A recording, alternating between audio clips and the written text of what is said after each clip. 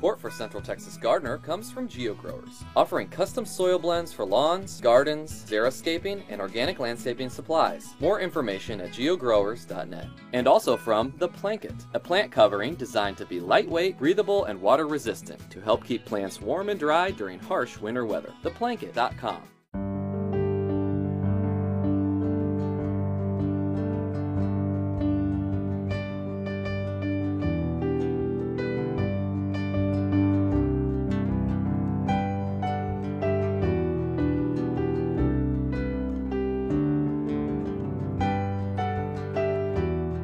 Hi there and welcome to Central Texas Gardener. I'm Tom Spencer.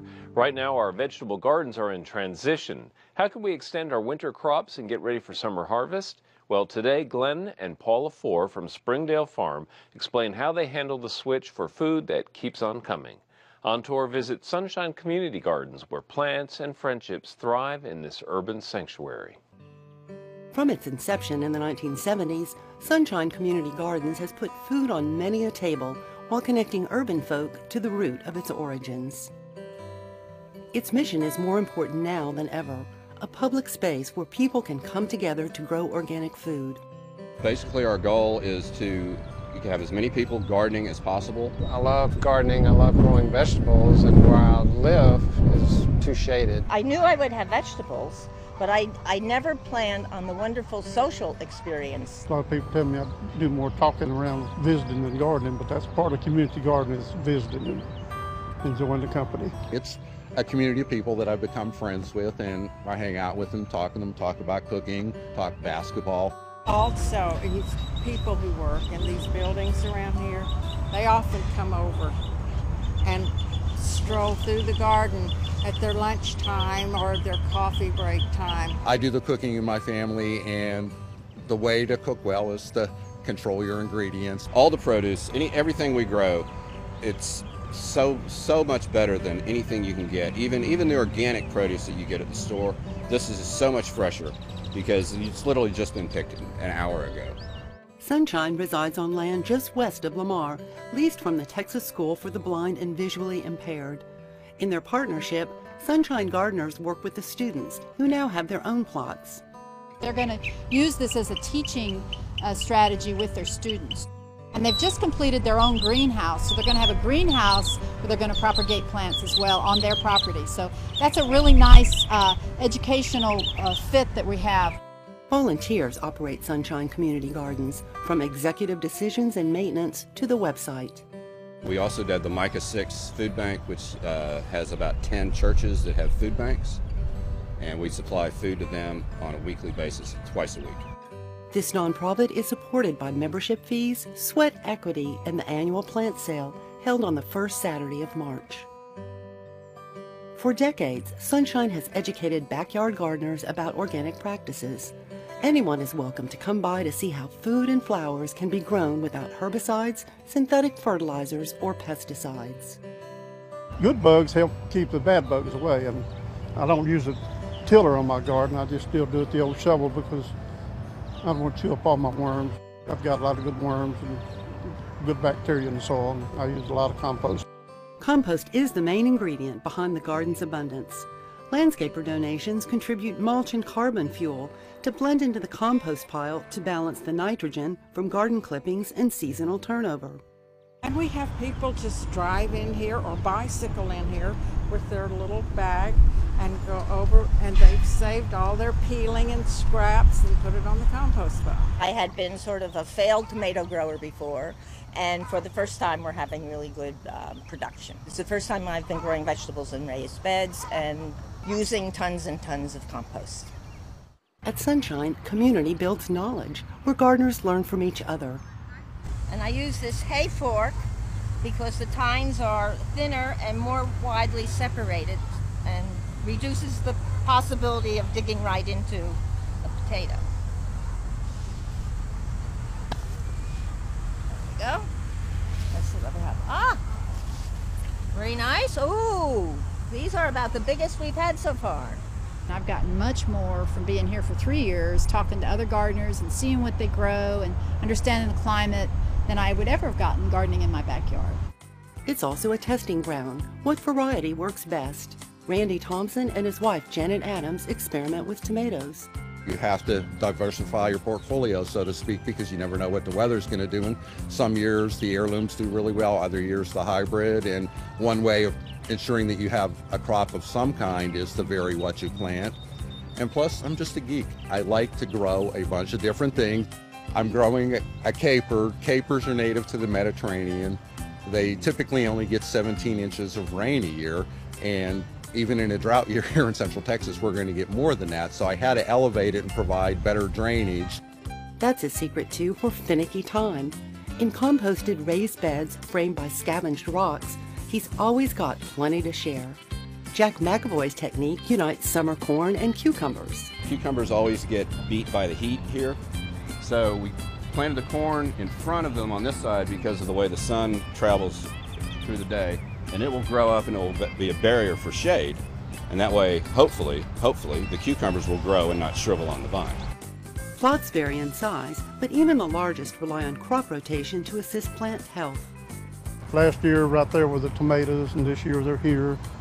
Next year they'll be over in that plot, and then move up to the other plot, and then 3 or 4 years later they'll be back down here. So I just keep things moving around. I could leave it fallow or plant a cover crop like buckwheat or black-eyed peas, or I could put in beans. And of course, we'll probably follow that, the tomatoes in the fall, with lettuces and kale and maybe even carrots.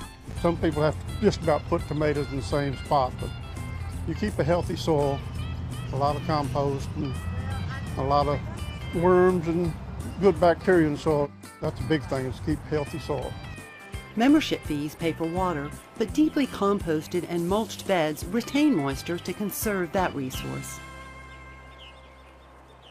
Sure, there are a few demon insects, but vigilance is a key factor to control them.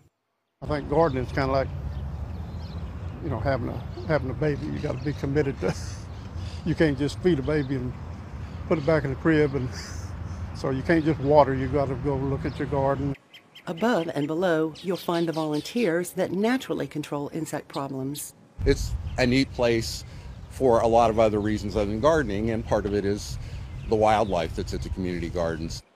Mingling flowers with food is more than just pretty. They're a shout out for beneficial pollinators.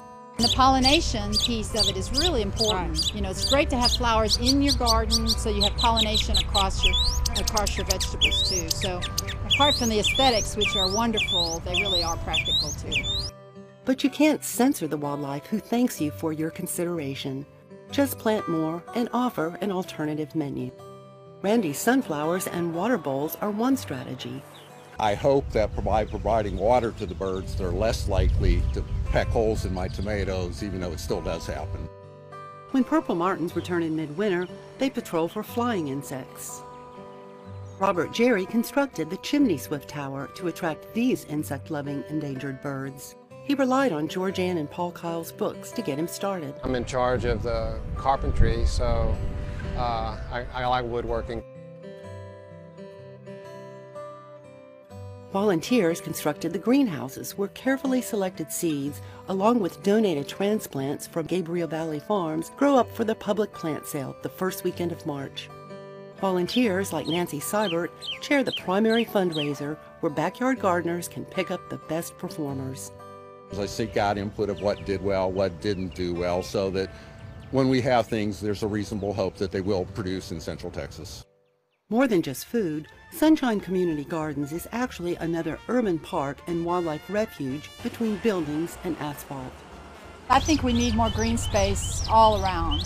I think it's great for the neighborhood to have a spot that is growing plants and is an organic spot. And it's also like a release for people that live in the city to be able to garden and be with other gardeners. I think it's just a really wonderful place for people to come that are city dwellers. You don't want to miss the Sunshine Community Gardens plant sale, which is coming up on March 3rd. For details, check out sunshinecommunitygarden.org. And right now we're going to be talking about transitioning our vegetable gardens and getting them ready for the spring. And we're joined by Paula and Glenn Foore from Springdale Farm in the heart of East Austin, which is becoming kind of an agricultural center for the city of Austin. There are lots of farms popping up on the east side with those beautiful, deep, rich river bottom soils. Welcome to the program. It's great to have you here. Thanks for having us, Tom. Tell us, first off, about Springdale Farm. Where are you located and what are you growing? Well, we're located at 755 Springdale Road, and it's about a block and a half north of 7th Street. Like you mentioned, deep in the heart of some of the best old river floodplain soil in the area. And we have a 5-acre site. You can grow a lot on 5 acres. Yes, you can. And it's chopped up into a lot of smaller plots, the way that it's segmented. It's a beautiful piece of property. We've initially, when we bought it 20-some years ago, we were running a landscaping business, and we still operate the landscaping business, Texas Trees and Landscapes. We still do the landscape, but you know, we had an economic blip in the radar, and I'm a horticulturist and have always been a big tomato guy and pepper guy from my grandfather, and so we decided, you know, trying to find a way to keep our boys busy, and we started growing and had such good feedback that we decided to. I've always been enamored with the plight of a farmer and what it would be like, so here we are, and we're really learning firsthand what the plight of a farmer is. Yes, we are. Much to the advantage of a lot of folks out there, I might say, because there's a lot of hunger right now for locally grown, fresh produce. People are willing to go out of their way to get it and pay more if they need to. Because they really want to support the local farmers and get that fresh stuff instead of something that's been shipped halfway around the globe. Yeah, that's what Springdale's trying to make their mark on, I believe, is we pick as fresh as we can for our markets and then for the chefs that come through and we deal with, because I think, you know, when you snip that plant, things change in that plant dynamically. Right. And so Paul, tell us when folks can come out and actually acquire some of this produce. Well, we have markets every Wednesday and Saturday from 9 to 1, and if you come in that little parking lot, we're indoor in our office/barn/farm stand. Just come on in. You got to combine these things on a 5-acre farm, right? You know, it's a lot of space, but not that much space, right? So let's talk about transitioning. There are a lot of folks out there who, in addition to wanting to go out and purchase produce from the local farmers, in addition to that, they want to grow some at home.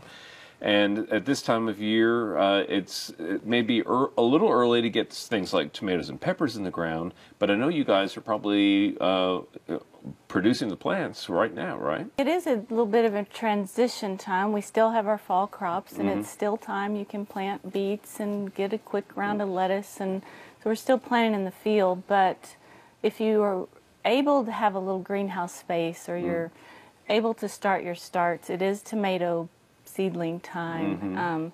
We're fortunate we have a greenhouse. It's a large greenhouse though, and we don't want to heat that whole thing. Right. So we've really, it's totally rigged, I admit, it's totally rigged, but we have tarped it up inside and have little seedlings on trays with heat lamps that we buy at the hardware store and hang over them. For some reason, we had vanity lights. I don't know why we own those, but we plug them in under the trays. To keep them warm, the root zones warm. yeah. We have big barrels of water that we put on the west side, and that's solarized and warms up a bit. So whatever we can think of, come up with it. We don't have to pay for expensive heating. Well, that makes a whole lot of sense. Improvising really Improvising. is well.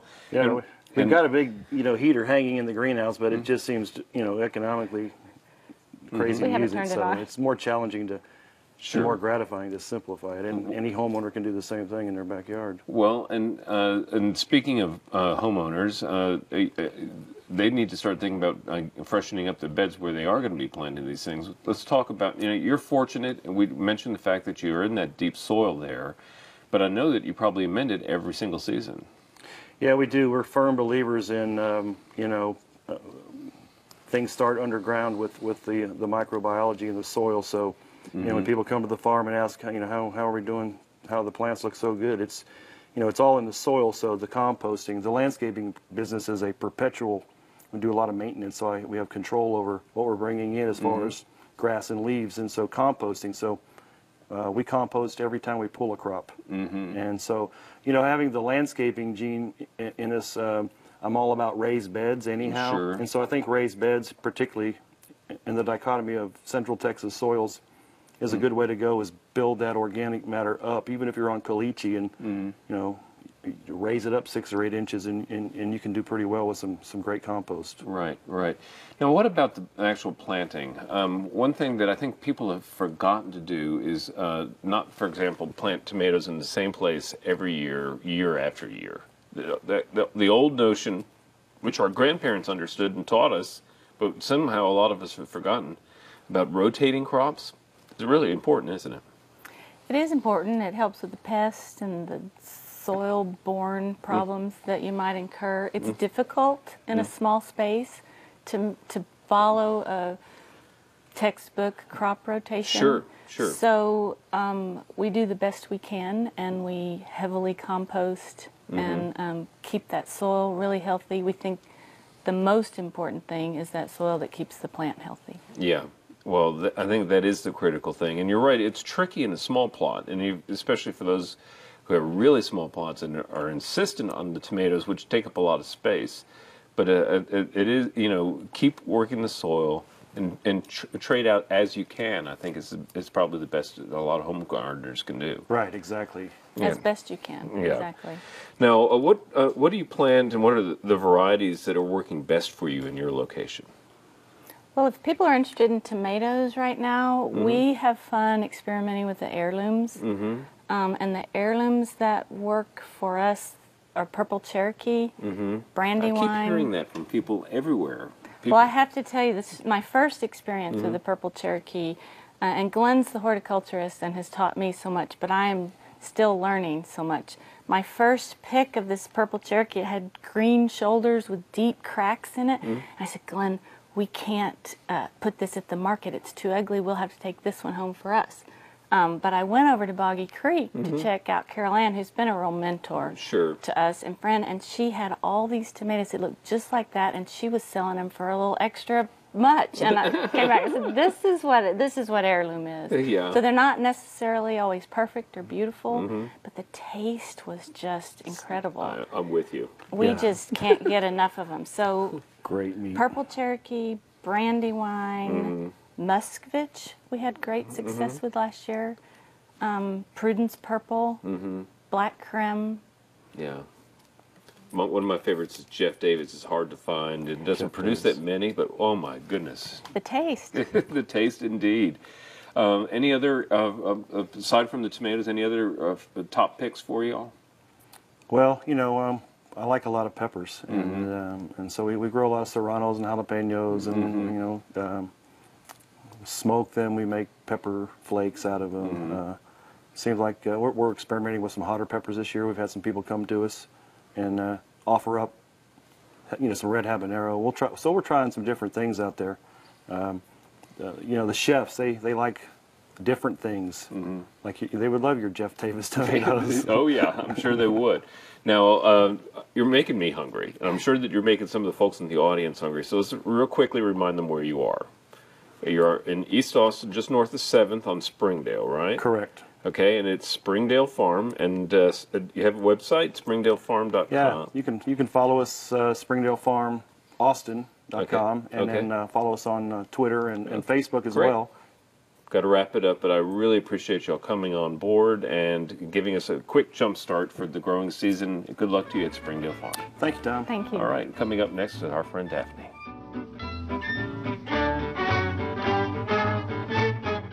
Hi, I'm Daphne Richards, and this is Augie. Our question of the week comes from Rachel Jackson about her loquat trees. Here's what happened. Last summer, one of them started wilting, and then several trunks died while other parts of it lived.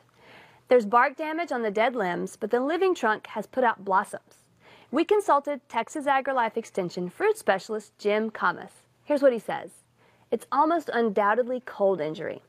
Loquat is a relatively cold-hardy, subtropical, but last year the warm temperatures during the end of January caused a loss of hardiness in all plants. The cold front that came through on the 1st of February caused a sudden drop in temperatures where we went from 74 to about 11 in about 22 hours. This caused freeze injury on almost everything. We even lost grapevines and peach trees. So it's not surprising that loquats, which are subtropical, were injured, even if they were in a protected location. The truck injury and the description of how the plants collapsed, along with the trunk weeping, are consistent with how we see plants respond. Here's what to do. Keep the plants well watered, but not saturated over the winter. The drought last winter generally exacerbated the problem with cold injury. Trees can indeed repair themselves, but don't be surprised if limbs continue to collapse and bark sloughs off the trunk. Just keep the plants in as good a health as possible and remove any dead wood and hope for the best. Our pick of the week is Mexican feathergrass, Nacella tenuissima. If you're looking for billowy texture, this is definitely the plant for you. No other ornamental grass is quite as delicate and feathery. Mexican feathergrass performs best in well-drained soil near other low water use plants in the garden. Give it regular water during establishment, then water only sparingly during the driest of times. The deep green foliage of feathergrass contrasts nicely with the soft blonde seed stalks produced in the summer. Like other ornamental grasses, you should prune feathergrass each year during dormancy. Midwinter is a good time before the new foliage emerges in the spring. Each plant will get about 2 feet tall and a foot wide, but these are great planted in masses that will sway and swoon in a nice summer breeze. They're prolific reseeders and will most likely escape to other areas of your garden. You may find this quality endearing, especially if you have some empty spaces that you want to fill in, but if you find this annoying, simply pull the seedlings up when they're small. To do this week, it's time to finish up pruning your roses. Prune those back to about 6 inches from the ground. Prune them back very hard if they're cane-type roses. If they're shrub-type roses, don't prune them quite so hard. It's also time to plant larkspur, cosmos, 4 o'clock, and other spring flowering seeds. And plant any trees and shrubs that you wish for the winter before the spring really hits us. We'd love to hear from you. Please visit klru.org/ctg to send us your questions or plants of the week from your garden. Thanks, Daphne. Now let's check in with Trisha Shirey for Backyard Basics.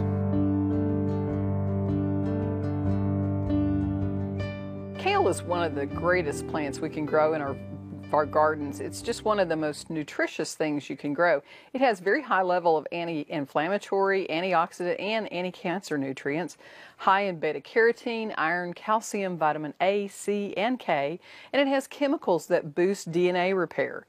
The chemicals to reduce cholesterol are especially effective if the kale is steamed for about 4 or 5 minutes. Now, there are many types of kale that you can grow. The ornamental or flowering kind can be eaten, but I find it kind of bland, but it is really pretty to have in the garden. The curly kales like the Vates and Starbore and Ripbore are really beautiful plants, and they can be eaten raw or steamed, sauteed, and cooked in many ways. My personal favorite is the Tuscan, blue, or Dinosaur kale. It's called Dinosaur because it has this sort of bluish, pebbly looking skin. It's also known as lacinato or Italian kale, and it's a little bit sweeter than the curly kale. It can be made into chips, and it's my favorite for making the white bean and kale soup, and those recipes are on our KLRU website. Now, kale does taste a little bit better with mild freezes, and it has fewer problems with insects than other members of the brassica family, but you do want to watch out for aphids, and particularly stink bugs when the temperatures start getting hot. Kale is just very versatile and can be used for so many things. Again, steaming it for 4 to 5 minutes will give you the best nutrients. And I even do kale smoothies, some apple juice and a banana and some kale. Makes a really nice smoothie. And something that we're serving at Lake Austin Spa Resort is a kale Caesar salad, and I think this is just really amazing. The recipe that we use is on our website too. And to make a good Caesar salad, you really have to use anchovies. And I know a lot of people don't like them.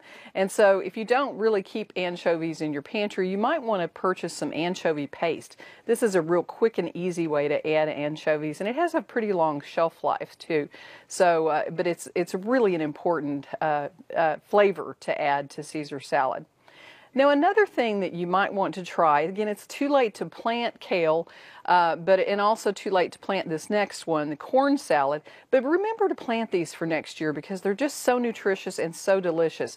Corn salad is also known as mosh and lamb's lettuce. It's a very popular plant in Europe in stores, but it's very delicate. It's hard to store. It doesn't have a very long shelf life, and it's difficult to harvest commercially, so it tends to be very expensive to buy in the stores. It's easily started from seed, although it is a bit slow to germinate.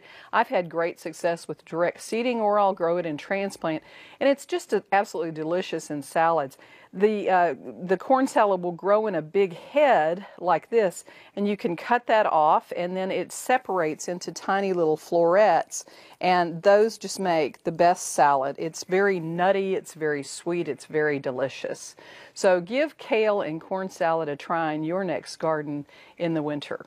For Backyard Basics, I'm Trisha Shirey. Thanks for watching. Visit klru.org/ctg to watch online, find out more, and check out the blog. Next week, find out how to start a chicken brood of your own. Until then, I'll see you in the garden. To learn about today's program, watch online and follow CTG's blog. Check out klru.org/ctg.